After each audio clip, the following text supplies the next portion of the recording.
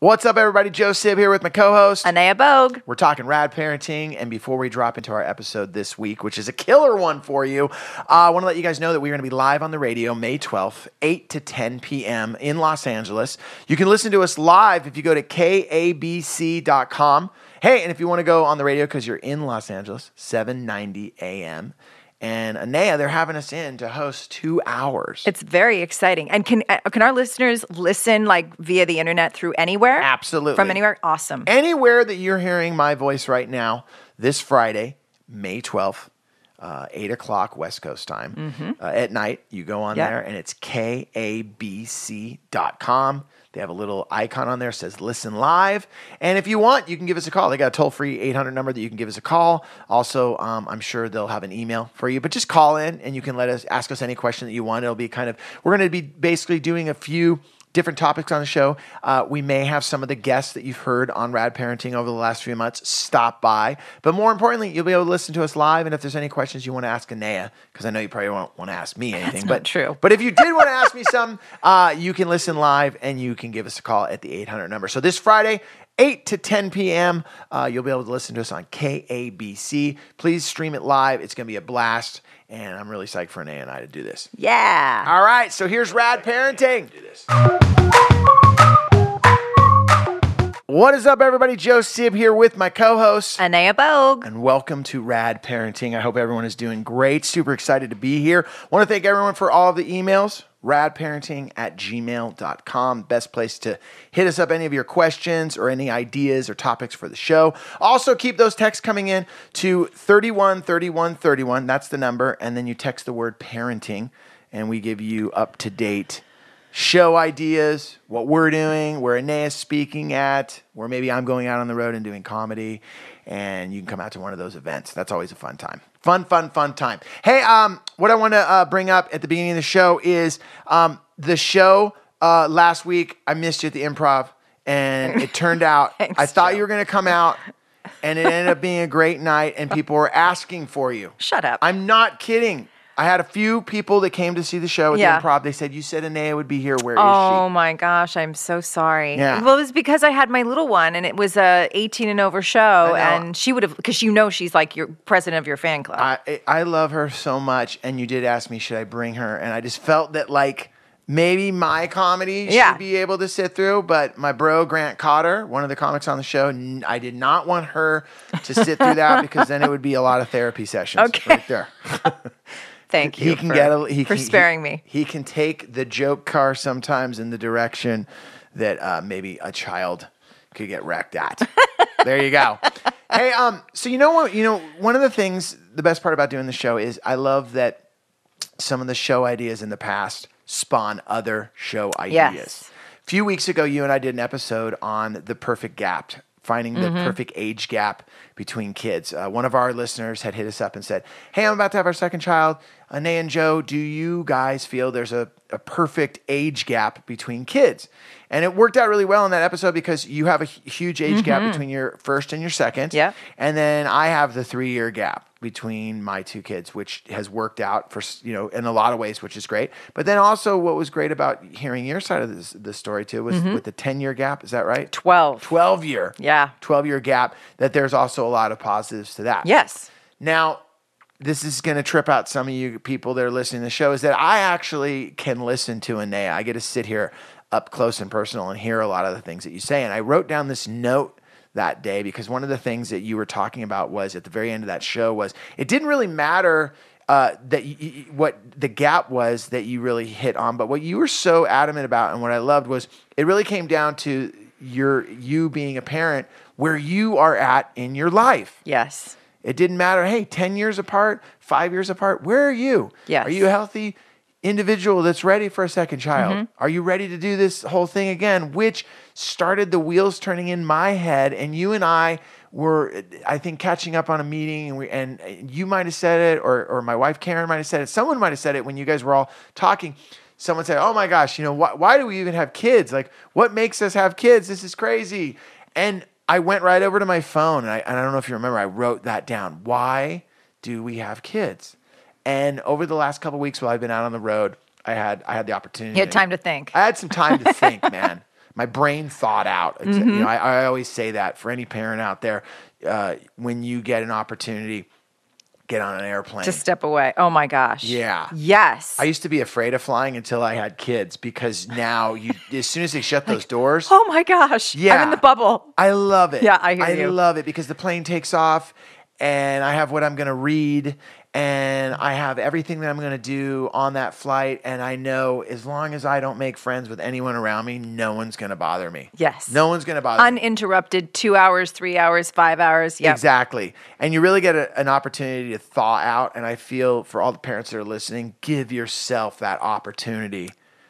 I always used to say I felt so guilty when I would travel and be on the road and Karen would be at home with our 2 kids, and I just knew what kind of morning she was having, and I'd be sitting there drinking coffee. Yeah. I felt like just reading a magazine. I was like, I felt that she would way better, like if she found out, I know you're with another woman, like, okay, I can understand that, but the thinking and drinking the coffee, Yes. it's too much. It's too much. Who would do that to another person? Yes. You know?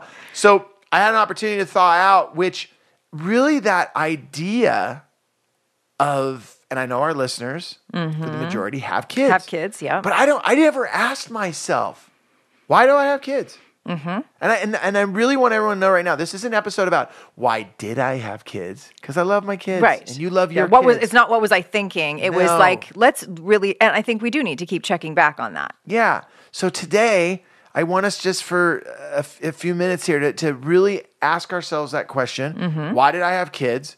And I kind of wanted you started off because when you and I started talking about this concept, you really just started bringing up a lot of different ideas and thoughts that I had never even thought about. So just to kind of throw the question over into your court, because you kind of came up with this idea, which you're probably like, does Joe write down everything I say?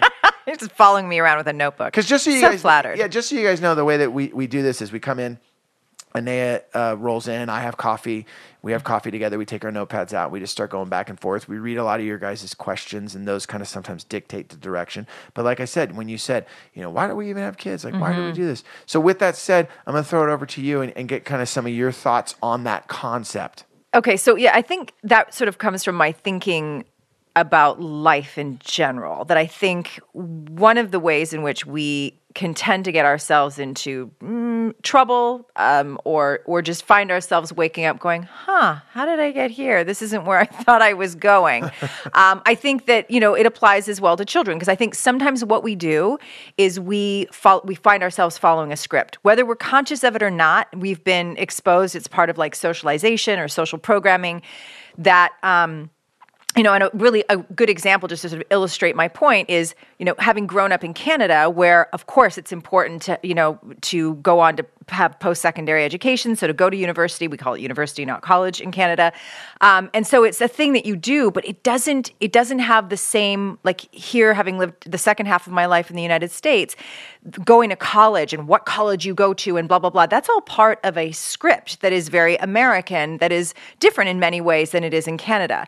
And just with that as an example, I think it's important for us, if we're going to live consciously, if we're going to actually be consciously creating our own individual life instead of just jumping on a train and doing it the way everybody else does and not really knowing why, that we ask ourselves that question. We say, why, I think I want to get married. Why do I want to get married?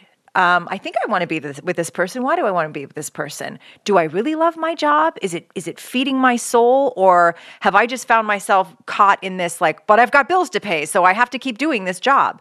And I think when it comes to children, that question is probably more important than any other, because in all those other scenarios, you're really making a choice for yourself. Not to say that anything you do doesn't have impact on the world around you, but when you choose to bring a new life into the world, that to me is the biggest and most challenging responsibility that you will ever have to deal with. It's forever. And do you feel that one of the scenarios you just laid out following the script, and I can be totally honest, is that I feel like sometimes I've been the guy that's followed the script.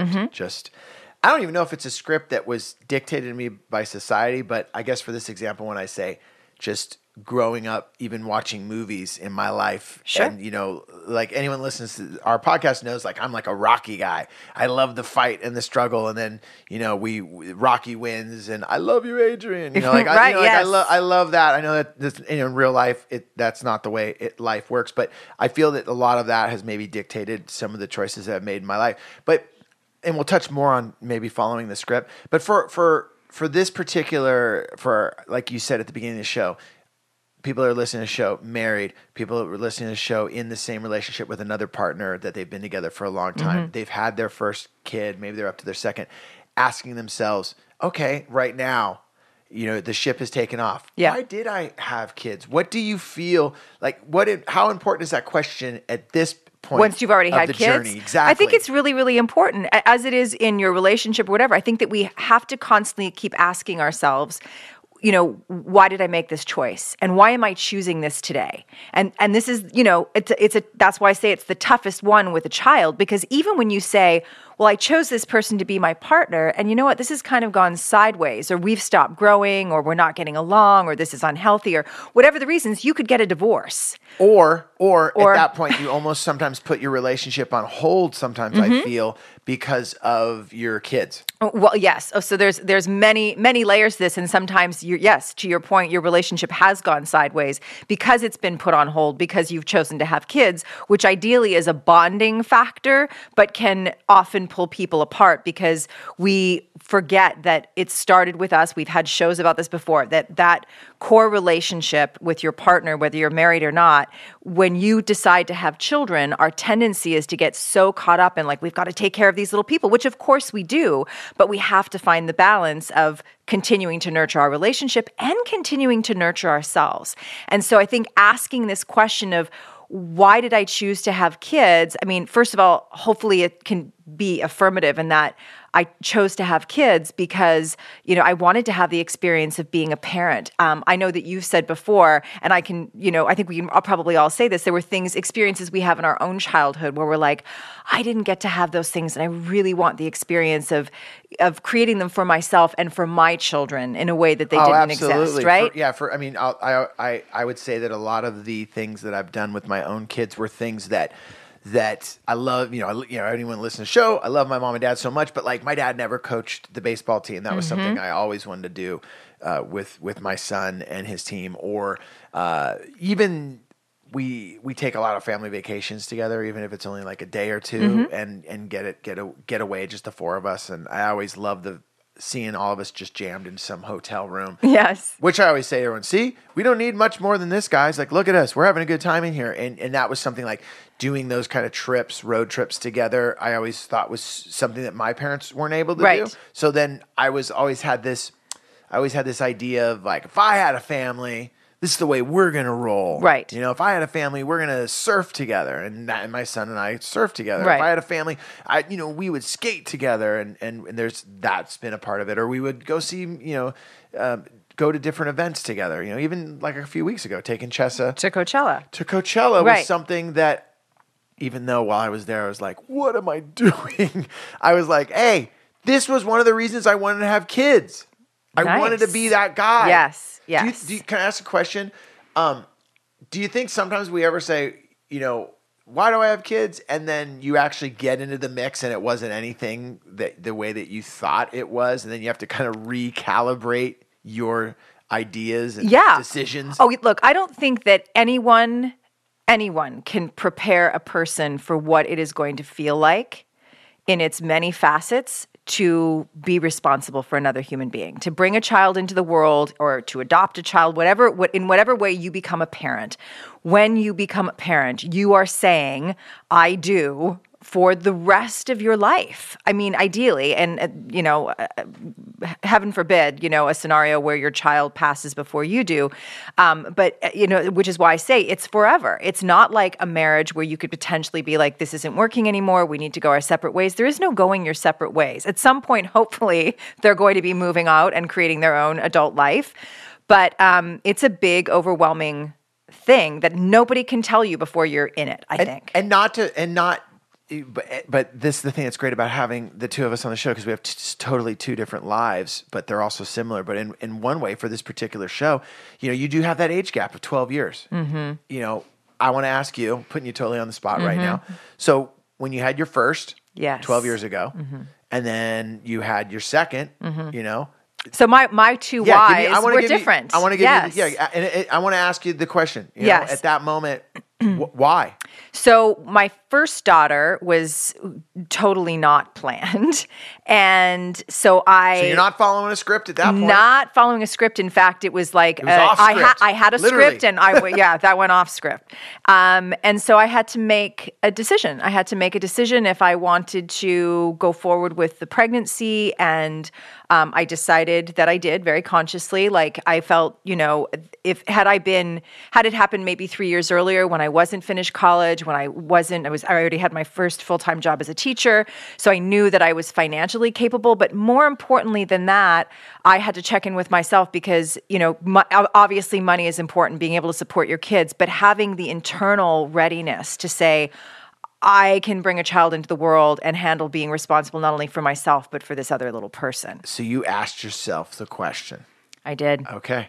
I did. I wanted to bring that up because I know we have a lot of parents out there that kids unplanned. That happens. Yes. That's called life. That's called Friday night. You know what I'm saying? So with that said, I love that you just shared that with us. Yeah, and I do think, obviously, people listening are understanding that, I do feel very strongly, not just from from the perspective of a woman having the right to make reproductive choices, but beyond that, like really understanding what it meant, what it was going to feel like to the best of my ability to that's a huge hypothetical. What will it feel like? Am I really ready to be responsible for a child? Do you ever feel that you do not have enough time in the day to do what you're supposed to get done? You're going to work, you're maybe trying to hit the gym, but you forgot that, I got to pick so-and-so up from daycare. I got to get my dad over to his doctor's appointment. I wanted to pick up the house before I left. Wow, check it out. How am I going to get everything done? Well, I'm going to tell you right now. Go to care.com. Care.com. Care.com is the world's largest digital marketplace for finding and managing family care. That is right. Family care needs can be unpredictable. You got sick kids. You need someone to stay home. Man, both parents are out there trying to make a living. Your kids get sick. Who's going to stay home? Who's going to miss out on that cash? Now you go to care.com and they'll have someone for you that can look after your kids. Don't stress your life away. Seriously, most working parents worry about their kids every minute of the day. You're more at ease and more focused when you know your kids or your parents or even your pets are well cared for. Best part is this, care.com provides access to a variety of background check options you can purchase to help make sure that you're making the best hiring decision. That's my favorite part right there. They're letting you know there's a million different things for you to check out on the background check options so you know who's going to be there with your kids or with your parents or with your pet taking care of the situation. Care.com. Check it out now. If you go to care.com right now, you ready for this? To save 30% off care.com premium membership, visit care.com/Rad Parenting when you subscribe, and you're going to get 30% off. Like I said, the world's moving a million miles an hour. You just want to take care of your kids and all the responsibilities. Let care.com help. I love that. Great answer right there. And then with my second, that's the next totally different scenario, right? So now with my second child, and I was with my daughter's father, my first daughter's father for, we had been together. It was like a 10-year relationship. So then, but subsequently, but we were never married. Then I married my husband, and it was a very conscious choice. Like, and at that point, interestingly, like in your 20s, and women listening will know this, like in your 20s, when you're not necessarily ready to have babies, you could get pregnant almost thinking about it.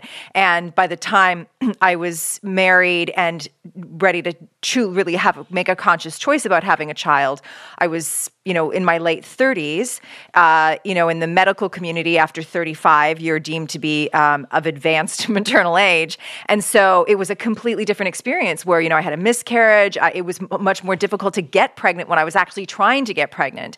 So it was a super conscious decision. And yet our listeners know that, with a 12-year gap, once I had her, we brought her home and I was like, what the heck was I thinking? How have I done this to myself again? And I did have a point of reference. Yeah. So I both of those answers and both of those scenarios, I really feel cover so many of the potential scenarios that our listeners could possibly be in. There's the, hey, my partner and I want to have a child. Hey, we just got married. Hey, we're not getting married, but we still want to have a kid. Right. Hey, we have a kid, but we're ready to have a second one. So asking yourself that question over and over again of, why do I want to bring a human being into the world? Why do I want to bring the whole human being into the world? And what does that mean? Like, what does an affirmative answer, like, yes, I want to bring a child into the world, like the question of why, and also what will my life look like when I make that decision? And so for our parents listening that maybe have one child right now and they're like, I think I want another one, but I'm not sure. They have two kids and they're thinking about another one. This is an important question to ask, and really not just sort of be pulled by because sometimes it's a void we're trying to fill. And we have to be careful of that because no outside force can fill a void that exists within us. And I think that puts a lot of pressure on ourselves, on our partners, and on our children that we bring into the world if we're expecting them to fill a void in us. With the 21-year-old that you have, right? Am I getting that right? Yeah, she'll be 21 in July, yeah. Does that sound crazy saying that? It does. It kind of takes my breath away, to be honest. Yeah. Like, how did that happen? Yeah. I trip out on saying I'm going to have a 16-year-old. Yeah. I'm like, who is? Sometimes I'll hear other people talk and they'll be like talking about their kids and they'll be like, oh man, I got two kids and one's 13, one's 16. I'm like, oh my gosh, that's so gnarly. And you're like, oh, wait a minute. And then Karen will be like, Joe, we have two kids. I'm like, oh my gosh, that's so gnarly. When did that happen? Yeah. With the 21-year-old, I have to ask, does the job as mom, does the job as a parent, does it get tougher? How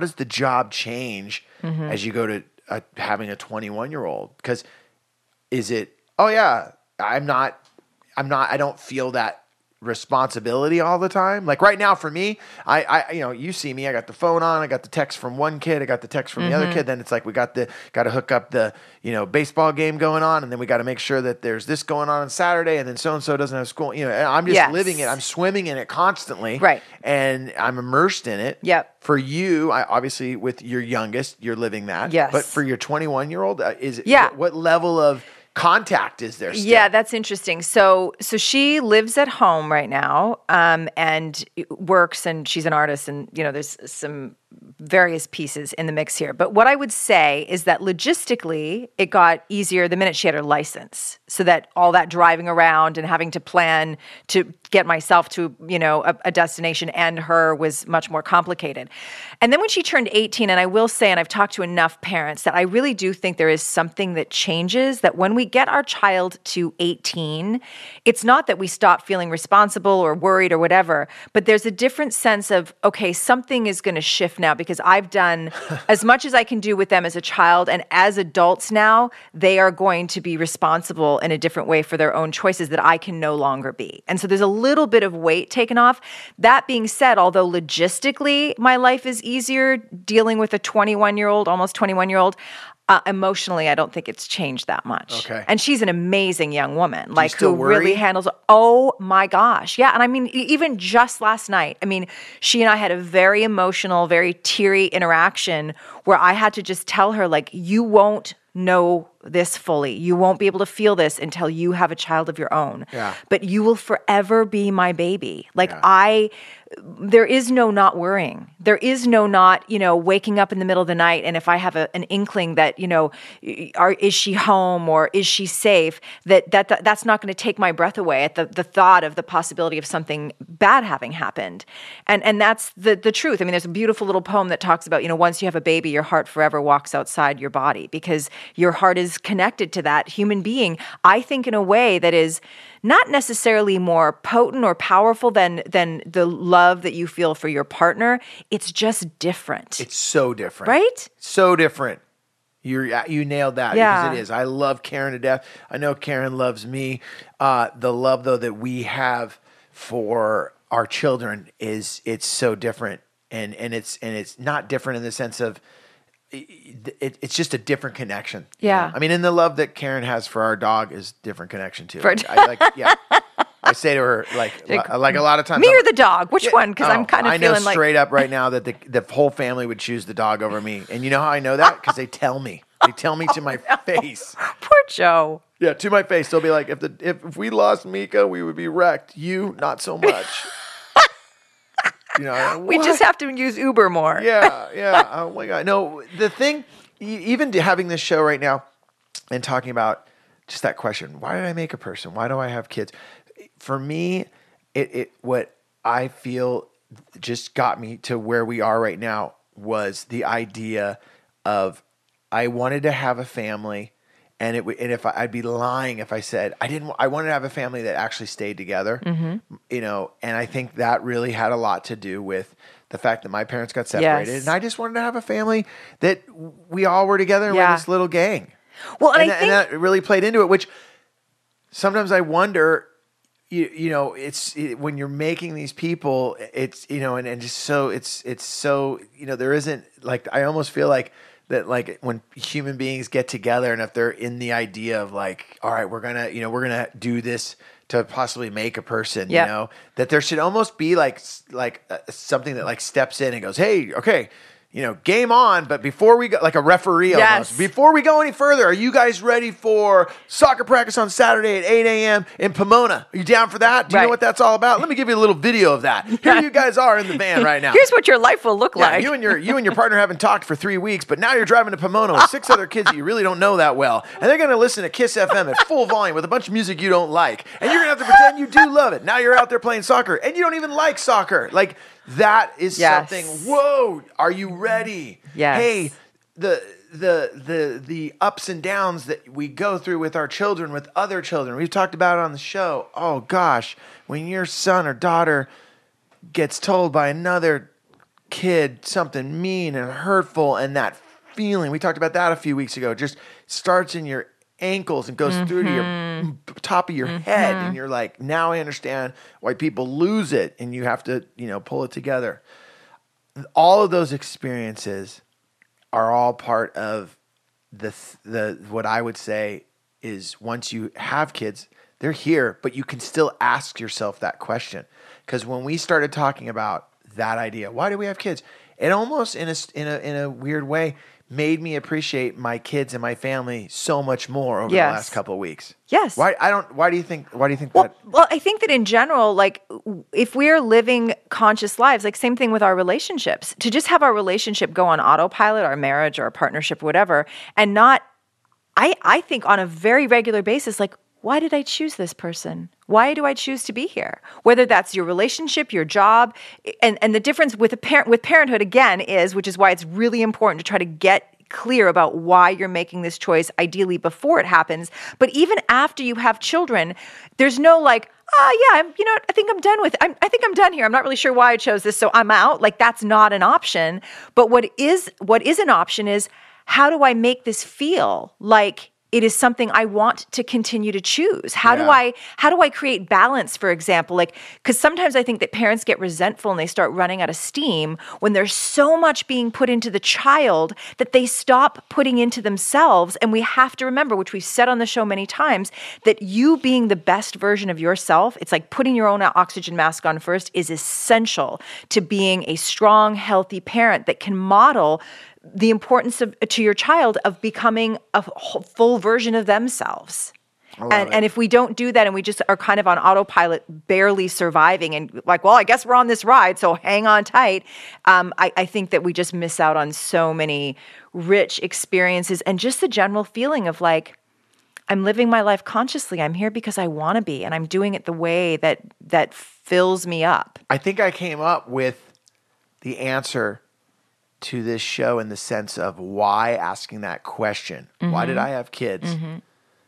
And not in a negative way. Why did I have these kids? We're not saying, when everyone knows we're not saying that right now. But you know what it was? It's almost like as I look outside right now, we're May 8th or something. It's so like spring is kind of hitting today. I almost feel that's like a spring cleaning mind question. Yes. Ooh, I like it. Isn't that? Yes. Analogies. Like, you know what I'm saying? Like, Yes, I feel like do. when I asked myself that question, it really cleaned out all of the possible negativity and all of the parts that really isn't that fun, but it really all of a sudden cleaned it all and go, yeah, I had these kids because of these reasons, and I'm asking myself this again.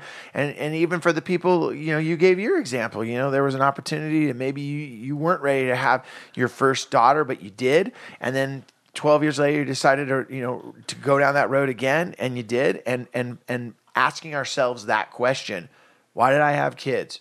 Obviously, before, and even I think more importantly later, it's just one of those things to add on to the constant questions and cleaning out of our mind. And that's where I came up with the spring cleaning thing just now. No, I love it. You like that? I love it, yeah. And I think that sometimes we have to be, because the other reason I think that people often choose to have kids and it becomes like these kids become an extension of our ego. Like we have to be careful. Your situation of saying, which I think is very common, like, I missed out on having a family that stayed together. And so having the opportunity to create that, I mean, when you were a child, I'm sure you felt really helpless, like, because your parents were the ones making that decision and you were along for the ride. And here was an opportunity for you to not be powerless and create the thing that you wanted. But we have to be careful if we find ourselves going down that road of like, oh, I'm just like, these kids are now just, I'm living my lost childhood, which I'm not what I'm saying you're doing. No, I know what you're saying. I think we've talked about that on the show, even when we did a show, gosh, way back when we started at the called beginning, Mini like Me. checking your ego. Mini Me. Exactly. We did a whole show on, I'm going to dress my kid like I dressed, or I'm going to have my kid into the music I was into, and that both of us were on the same idea of like, let them discover what they want to do. Yeah. Hey, before we get out of here, I want to bring up one thing. You said this to me last week, and I wanted to bring it into the show really quick. It was something that you and your husband, you gave me this 777. Yeah. Oh yeah, that was just dropped on me the other day at dinner with some friends. So that the way to create a healthy relationship, which again is the foundation for us as parents, is every 7 days to have one day together, like a date night or something like that. Okay. Every 7 weeks, you try to get away for a weekend. And every 7 months, you get away for a week. And so basically you're saying like on a regular basis every 7 weeks would mean, a handful of weekends a month. And once a year, you two are getting away as a way of like nurturing the foundation of your family by putting when you said that, it made so much sense. And I love the 7 theory. I love that. Even when you work out, it's always like 7 reps, 7. It's such a that number is so important. And when you said that, it just stuck with me last week. I was like, wow, what a great concept. But once again, and I know that I feel this way as I'm like, oh my God, how am I ever going to make that happen? Because it's a workout. Yeah. Because you're like I said, you're trying to pay the bills. You're trying to make this happen. You're trying to make that happen. Trying to get everyone where they're supposed to go. And then what? We're supposed to go out. But it is so important. It is. All the other stuff that you're trying to get done, like the soccer and all the logistical stuff, will not matter if your relationship starts failing because you've forgotten and you think it's just can survive on autopilot. And I can tell you guys this. I can tell you guys this from personal experience. That if you do not nurture your relationship with your partner and you don't spend the time on it, it's the same thing as when you're not going to the gym. It's the same thing when you're not paying your taxes. It's the same thing when you don't take care of yourself. It all will come back to bite you. Yes. And as a parent, I just want to say on this whole, like back to our original question, contemplating, why did I become a parent? It's really important that our identity not just become, I am a parent. I think, start to become resentful of parenthood and sometimes even resentful of our children if we have stopped making time for ourselves as individuals. We did a whole show on that. Yeah. It was a whole Very show important. on basically still being who you are and holding on to that at the same time of being a parent, not losing yourself completely, which, hey, all of us that are, if you're taking the time to listen to us and listen to our show, and I know I can speak for Anea and I, we have all lost ourselves in being a parent. Yeah. because it's something that you drop into, and before you know it, you're like, oh my gosh, I am only dad. I am only mom. Yes. Where did the rest of me go? Yes. Which, don't feel bad about that. We've all done it, but it's just Find your way back. It's important to Exactly. find your way back. I love doing this show. I feel good. Do you feel good? Me too. That was a good vibe. Yes. That was a good vibe. Big questions on this Monday.